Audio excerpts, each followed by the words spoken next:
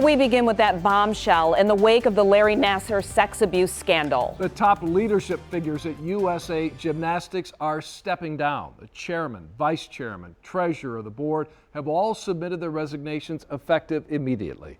The move comes as a number of Nassar's victims have laid blame on USA Gymnastics, saying the organization did not protect athletes.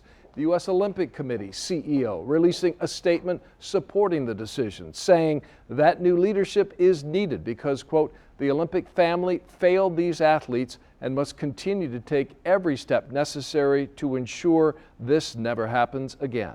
Meanwhile, dozens more women and girls are stepping forward to tell their stories of abuse at the hands of the disgraced former USA sports doctor. 7 investigator Ross Jones was in court all day long. Ross, these women held nothing back.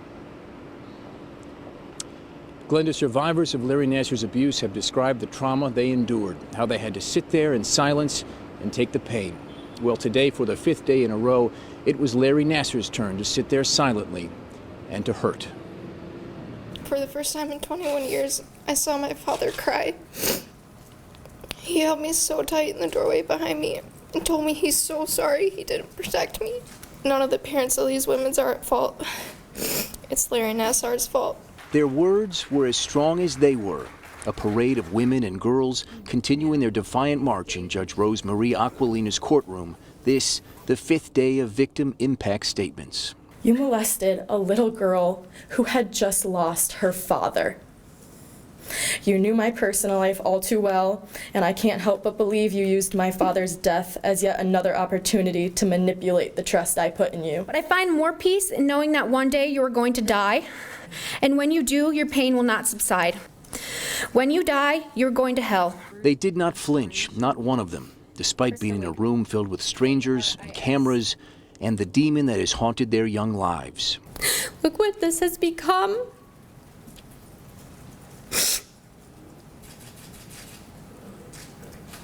When girls came forward and told an adult, the adults didn't listen. Since last week, more than 100 women, girls, and family members have had their stories told, with virtually all of them not just taking aim at Nassar, but the institutions that enabled him. They stood behind you. They safeguarded you. When people spoke out, MSU did nothing to stop this. Nassar appeared to cry several times throughout today's hearing, sometimes dabbing his eyes with tissue. His suffering, say his victims, is long overdue and will never compare to theirs. Your words will haunt him. He may not ever admit that.